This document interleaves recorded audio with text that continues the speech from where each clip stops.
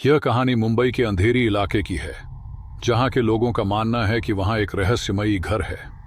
आधी रात के समय इस घर में एक लाल गाउन पहने अधेड़ उम्र की औरत और उसके साथ एक नंग धड़ंग 2 साल का बच्चा दिखाई देते हैं। कभी वे दोनों बालकनी में नजर आते हैं तो कभी छत पर। लेकिन सबसे डरावनी बात यह है कि कुछ लोगों का कहना है कि ये दोनों अचानक छत से नीचे कूद जाते हैं। इस घर में रहने वाले किराएदारों का दावा है कि ये औरत और बच्चा सिर्फ छत या बालकनी तक ही सीमित नहीं है।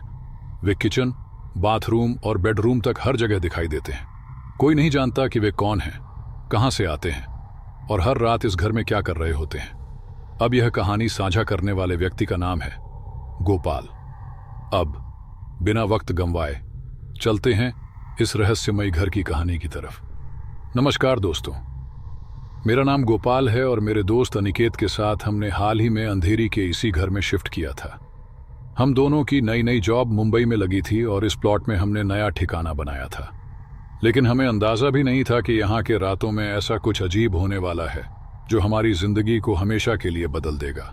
हम दोनों एक ही कंपनी में काम करते थे और हमारी शिफ्ट भी एक ही थी। इसलिए हमने सोचा कि एक छोटी सी बजट फ्रेंडली जगह ढूंढनी चाहिए जहां हमें प्राइवेसी भी मिले और फ्रीडम भी।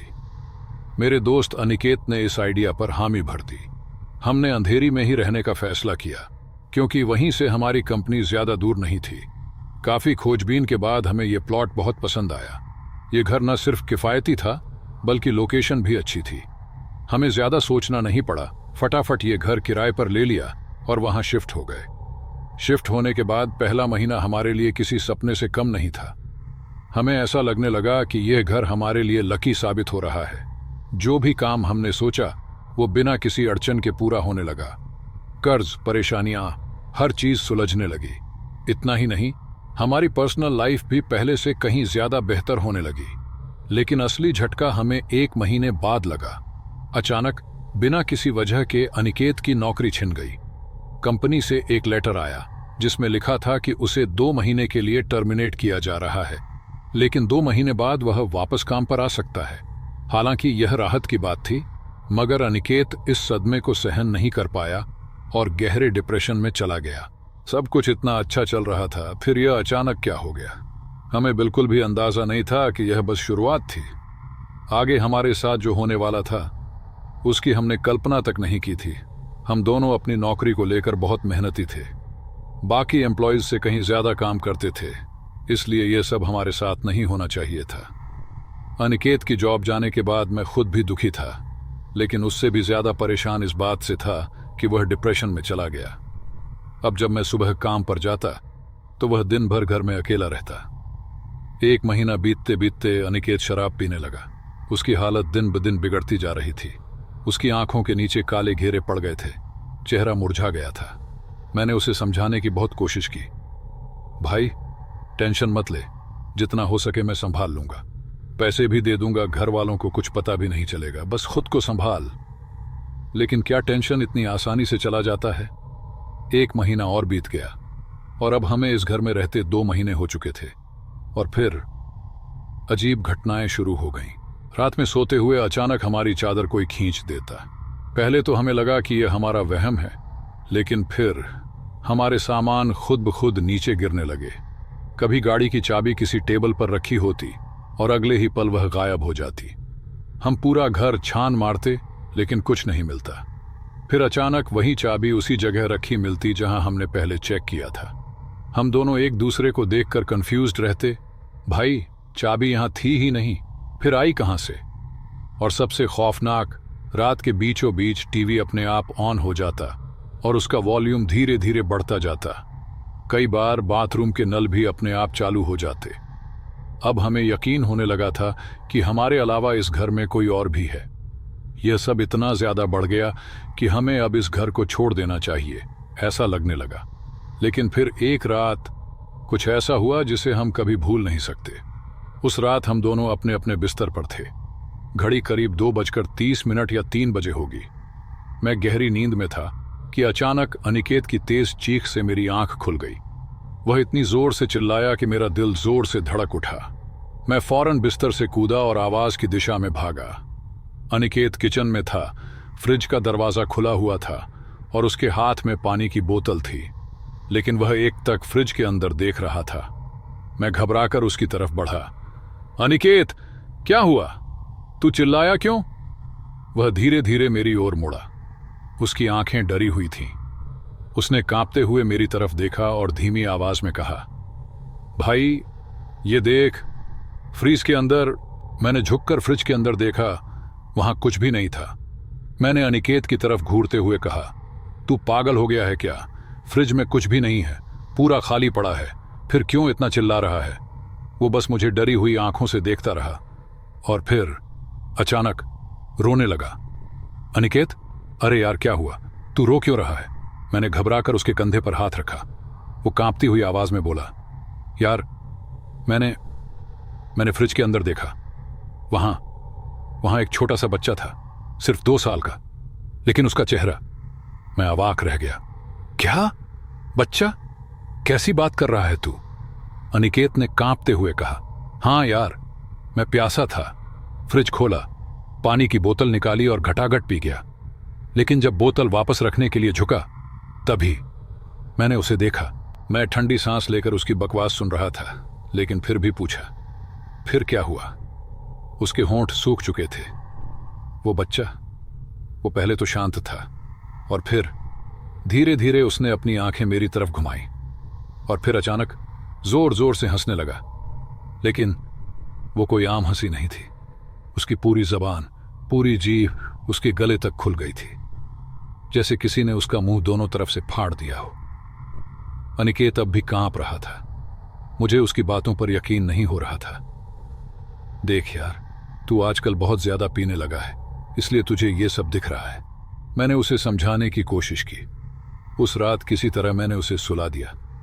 अगली सुबह मैं काम पर गया और जब शाम को वापस आया तब सब कुछ नॉर्मल लग रहा था। लेकिन फिर अगली ही रात के करीब 11 साढ़े 11 बज रहे थे। मैं गहरी नींद में था। तभी अचानक अनिकेत की जोरदार चीख सुनाई दी। मैं हड़बड़ाकर उठा। अब क्या हुआ यार? कमरे से बाहर निकला और देखा अनिकेत हॉल के बीचों बीच खड़ा था। उसकी आंखें फटी हुई थीं और वो हिल भी नहीं रहा था।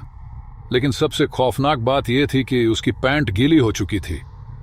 मैं भागकर उसके पास गया। अनिकेत, तू ये क्या कर रहा है? वो बस खड़ा रहा और फिर कांपती हुई आवाज में बोला, मैं तो बाथरूम जाने ही वाला था, लेकिन क्या? वो मेरी तरफ मुड़ा और फुसफुसाया, हमारे घर में कोई और भी है। अब तो मेरा दिमाग पूरी तरह घूम गया था। मैंने गुस्से में आकर अनिकेत को भद्दी भद्दी गालियां देना शुरू कर दिया। तेरी तो दिमाग खराब हो गया है क्या? लेकिन अनिकेत बस रोता ही रहा। भाई, मुझ पर भरोसा कर, मैं जो बोल रहा हूं वो सच है। सच में अपने घर में कोई और भी है। मुझे उसकी बातों पर बिल्कुल यकीन नहीं था। अरे तू रोज पीता है, तुझे कुछ भी दिख सकता है। मैंने उसे जबरदस्ती बाथरूम में भेजा, उसके कपड़े बदलवाए, नहाने को कहा और जो भी गंदगी फैलाई थी वो खुद ही साफ करवाई। फिर जब सब कुछ ठीक हो गया तो हम दोनों वापस बेडरूम में आए। अनिकेत अब भी सुबक रहा था। भाई प्लीज मेरी बात मान, घर में सच में कोई और है। मैंने ठंडी सांस ली। अब क्या देखा तूने? फिर से वही बच्चा। वो सिर हिलाकर बोला, नहीं, इस बार एक औरत थी। औरत? कौन औरत? अनिकेत की आंखों में डर साफ झलक रहा था। वो हॉल में थी, आधी उम्र की एक औरत, लाल गाउन पहने हुए, उसके बाल बिखरे हुए थे और वो टीवी के सामने खड़ी थी, बस स्क्रीन की तरफ देख रही थी। उसकी बात सुनकर मैं कुछ सेकंड के लिए शांत हो गया। फिर अचानक मुझे एहसास हुआ कि हमने तो सोने से पहले टीवी बंद कर दी थी। मेरी सांसें तेज हो गईं। मैं तुरंत उठकर हॉल की तरफ भागा और जब वहां पहुंचा, टीवी सच में ऑन थी। मैं बस एक तक स्क्रीन को घूरता रहा। यह कैसे हो सकता है? मैंने अपने आप से बड़बड़ाया, क्योंकि जब हम सोने गए थे तब टीवी पूरी तरह बंद थी और हमने इसे दोबारा ऑन भी नहीं किया था। अब मेरे मन में भी एक अजीब सा डर बैठने लगा था। मुझे अब ये मजाक नहीं लग रहा था। मैंने बिना कुछ बोले टीवी बंद की और वापस बेडरूम में आ गया। अनिकेत अब भी कांप रहा था। मैंने उसे कंधे से पकड़ा और हल्के से गले लगा लिया। कोई नहीं भाई, सब ठीक है, सो जा, सुबह देखेंगे क्या करना है। हम दोनों फिर से सोने की कोशिश करने लगे, लेकिन तभी टिक टिक टिक एक अजीब सी आवाज आई। ये क्या था? ये क्या था? आवाज ऐसी थी जैसे कोई बिना चप्पल पहने ठंडी जमीन पर धीरे धीरे चल रहा हो। मुझे लगा अनिकेत उठा होगा। मैंने बिना आंखें खोले ही एक हाथ से पीछे टटोलकर उसे चेक किया। वो वहीं था। तो फिर घर में चल कौन रहा है? अब मेरी नींद पूरी तरह से उड़ चुकी थी और फिर वो आवाज हमारे बेडरूम के अंदर गूंजने लगी। मैंने धीरे धीरे अपनी आंखें खोली। मेरी आंखों में अभी भी आधी नींद थी, लेकिन जैसे ही मैंने हल्के हल्के अपनी पलकें खोली, मेरी सांसें एक पल के लिए थम गईं। मेरे बेड के साइड में एक औरत खड़ी थी। उसने लाल रंग का गाउन पहना हुआ था। मैं पूरी तरह जड़ हो गया। मैंने सिर उठाने की हिम्मत भी नहीं की। जो कुछ भी मेरी आधी खुली आंखों के सामने था, वही देखने की हिम्मत कर पा रहा था। मेरा दिल जोर से धड़कने लगा, मेरी सांसें तेज हो गईं, शरीर पूरी तरह बेजान सा महसूस होने लगा। मैंने तुरंत अपनी आंखें कसकर बंद कर लीं। अब मेरे दिमाग में वही बातें घूमने लगीं जो अनिकेत ने कही थीं। इस घर में कोई और भी है। वो एक औरत है, लाल गाउन पहने हुए। एक छोटा बच्चा भी है। अब ये सब बातें सच लगने लगी थीं। मैं इतना डर चुका था कि न तो हिलने की हिम्मत थी और न ही अनिकेत को जगाने की। शरीर ठंडा पड़ गया था और पसीने से पूरा बिस्तर भीगने लगा था। फिर अचानक सब कुछ शांत हो गया। कोई आवाज नहीं, कोई हलचल नहीं, जैसे पूरे घर में किसी ने सन्नाटा फैला दिया हो। अगर ये औरत मुझे नुकसान पहुंचाना चाहती तो अब तक पहुंचा चुकी होती। मैंने खुद को दिलासा दिया, लेकिन ये कुछ नहीं कर रही है, तो क्यों ना मैं एक बार देख ही लूं। साहस जुटाकर मैंने धीरे से अपनी आंखें खोली और जो देखा उसने मेरी रूह कंपा दी। वो औरत अब भी वहीं थी, खड़ी, लेकिन अब की बार मुझे उसका शरीर और साफ दिख रहा था। वो दीवार की तरफ मुंह की खड़ी थी। लाल गाउन के नीचे से उसकी बाहें झलक रही थीं। हाथों में चांदी की कुछ अंगूठियां थीं और कलाई पर बेजान सी बांगड़ियां झूल रही थीं। ओह, तो ये वही औरत है जिसका बच्चा भी यहां है। अब मेरा डर और बढ़ गया, क्योंकि अगर वो औरत यहां थी तो वो बच्चा भी जरूर कहीं आसपास होगा। लेकिन वो कहां है? मुझे देखने की हिम्मत नहीं हो रही थी। मैंने दिमाग में एक आखिरी योजना बनाई। अगर ये सचमुच कोई आत्मा है तो अगर मैं करवट बदलूं और दोबारा देखूं तो शायद वो गायब हो चुकी होगी। मैंने अपनी आंखें कसकर बंद की, धीरे से अपना शरीर दूसरी ओर घुमाया, ऐसे जैसे कोई नींद में बस पहलू बदल रहा हो। फिर मैंने अनिकेत की तरफ हाथ बढ़ाया। वो वहीं था, गहरी नींद में। अब मेरी हिम्मत थोड़ी बढ़ी। मैंने धीरे धीरे अपनी आंखें खोलनी शुरू की। जैसे ही मैंने आंखें खोली, मेरी रूह कांप गई। अनिकेत की जगह वही औरत मेरे बेड पर लेटी हुई थी, और इस बार मैंने उसका चेहरा साफ साफ देखा। एक ऐसा चेहरा जिसे देखकर कोई भी इंसान जिंदा नहीं रहना चाहेगा। नाक के ऊपर से पूरा चेहरा उधड़ा हुआ था, ताजा ताजा, किसी ने जैसे किसी तेज हथियार से काटा हो। चेहरे का मांस बाहर झूल रहा था। उसकी नथनी आधी खून से लथपथ थी, गला पूरा चीर दिया गया था, और लाल गाउन में लिपटी हुई वो मुझ पर खून टपका रही थी। टप टप टप। बिस्तर खून से सनता जा रहा था, और सबसे डरावनी बात, मेरा एक हाथ उसके पेट पर पड़ा था। मैंने ये सोचकर हाथ बढ़ाया था कि अनिकेत वहीं सो रहा होगा, लेकिन वो औरत थी। अब मेरी सांसें बंद होने लगीं, शरीर सुन्न पड़ गया। फिर उसने अपना सिर घुमाया और हंसने लगी। इतना ठंडा, इतना डरावना, इतना भयानक हंसी जिसे सुनकर इंसान की रूह कांप जाए। फिर बिस्तर की दूसरी ओर से एक साया ऊपर उठा। वो बच्चा, दोनों हाथ उस औरत के सीने पर रखकर वो ऊपर आया और उसने मेरी ओर देखा। ठीक वैसे ही हंस रहा था जैसे अनिकेत ने बताया था, लेकिन ये कोई आम हंसी नहीं थी। उसका पूरा मुंह कानों तक फट चुका था, जैसे कोई जानवर अपने जबड़े चौड़े कर रहा हो। ये क्या हो रहा है? मैं कुछ कर नहीं सकता था, बोल नहीं सकता था, पर तभी दरवाजा जोर से खुला। मैंने झटके से सिर घुमाया। अनिकेत दरवाजे पर खड़ा था, और जब मैंने दोबारा बिस्तर की ओर देखा, कुछ भी नहीं था। न वो औरत, न वो बच्चा, न बिस्तर पर गिरा खून, सब गायब। मैं घबराकर उठ बैठा। मेरा पूरा शरीर पसीने से भीग चुका था। अनिकेत दौड़कर मेरे पास आया, मेरा कंधा पकड़कर बोला, भाई क्या हुआ? पसीने पसीने हो गया तू। और मैं अनिकेत को देखते ही जोर जोर से रोने लगा। अनिकेत, तू सही कह रहा था, इस घर में सच में कोई है। वो औरत, वो बच्चा, वो दोनों बहुत डरावने हैं। हमें इस घर को छोड़ना होगा, हमें फौरन यहां से निकलना होगा। मैं अपने चेहरे पर हाथ रखकर रो रहा था और अनिकेत मेरे कंधे पर हाथ रखे बैठा था। तभी वो हंसने लगा, धीरे धीरे, फिर तेज, और फिर एक भयंकर हंसी में बदल गया। मैंने सिर उठाया और अनिकेत की जगह वही औरत थी। उसने मेरा कंधा पकड़ा हुआ था और उसकी गोद में वही बच्चा बैठा था। मैंने जोर से चीख मारते हुए खुद को पीछे धकेला और बिना कुछ सोचे समझे कमरे से भागा। भागते हुए पीछे मुड़कर देखा, फिर आगे देखा, लेकिन समझ नहीं आ रहा था कि मैं भाग कहां रहा हूं।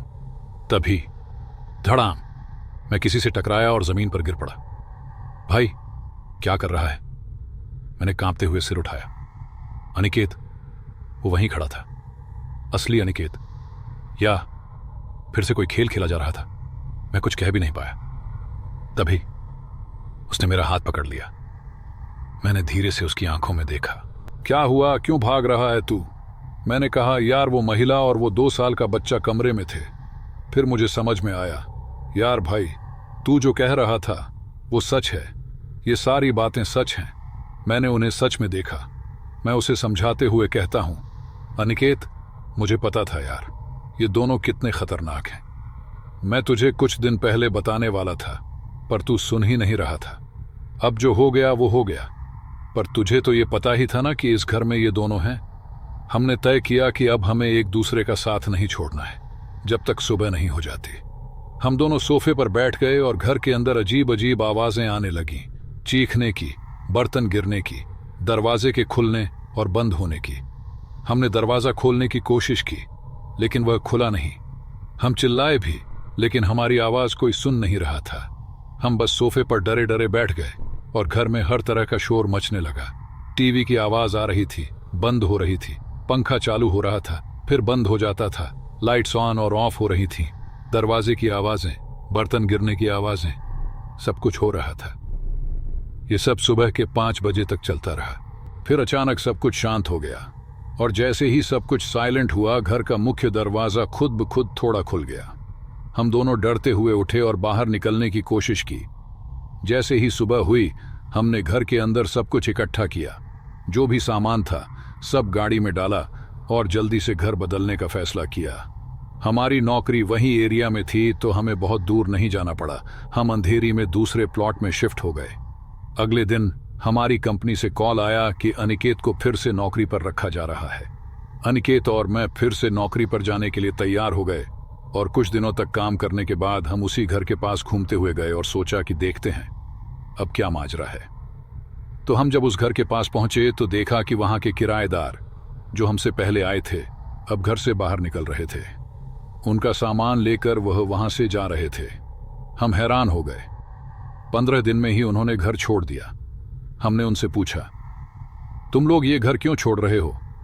तो वे बोले, यार हम इस घर में शिफ्ट हो गए थे, लेकिन आसपास के लोग कह रहे थे कि इस घर में एक औरत और बच्चा घूमते हैं। अब हमें इस घर में नहीं रहना है, इसीलिए हम जा रहे हैं। ये सुनकर हमें समझ में आया कि जो लोग हमें पहले बता रहे थे, अगर हमने उनकी बात मानी होती तो हमें यह सब नहीं देखना पड़ता। वो कहते हैं, हमसे ज्यादा सच्ची और भयानक घटना तो इस घर में नहीं हो सकती। तो ये थी उस अंधेरी के घर की सच्ची और भूतिया कहानी, जिसे लोग कहते हैं कि यह पूरी तरह से सत्य घटना है। अगर आपको ये कहानी पसंद आई हो तो वीडियो को लाइक जरूर करें, और अगर आपको लगे कि किसी को ये कहानी सुनानी चाहिए तो वीडियो शेयर जरूर करें। और हाँ, ऐसी और भूतिया कहानियों के लिए चैनल को सब्सक्राइब करना मत भूलिएगा। अगर आपके पास भी ऐसी कोई कहानी है तो आप मुझे इंस्टाग्राम पर भेज सकते हैं। मेरा इंस्टाग्राम आईडी डिस्क्रिप्शन में दिया गया है, तो जल्दी से जाओ और मुझे अपनी कहानी भेजो।